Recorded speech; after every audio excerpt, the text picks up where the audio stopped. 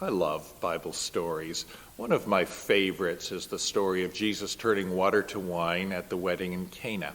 Of course, as a boy, one of my favorites then was the story of David and Goliath. What boy doesn't like that story? But there are so many stories, aren't there? We've got the stories of Israel in the Old Testament, stories of Jesus, stories of Abraham and Isaac and Jacob and Joseph. There are stories of Paul and his travels and of David, and we could go on. But the Bible is more than just a collection of stories. It contains one big story, the story of God. It tells us what God has done, what God is doing, and what God will be doing in the future. And it tells us why he's doing that. God is the main character of the Bible. But this story, God's story, is often lost among all of the other stories. All the supplementary characters and subplots can easily obscure the main plot and the main character of the Bible. I'd like to invite you to join me this year for Year of the Bible. We'll be going through the whole Bible and try to catch an understanding of that big story, the story of God.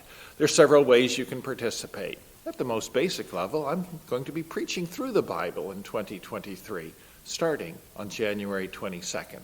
If you'd also like to read along through the Bible, not the whole Bible, but selected portions, I'll be providing readings on the church website that you can follow along and read in advance or read alongside of what we're doing and thinking in the sermons. And you'll also be able to listen to audio recordings of the passages. It's going to be a good year. We'll learn and laugh together as we go through the stories of great saints and some really great sinners. We'll see how God is working out his purposes from Genesis through Revelation. We'll be encouraged as we see that God uses imperfect people like us, like me, to advance his story. We'll see how we individually and as a church can be part of God's mission to a hurting world.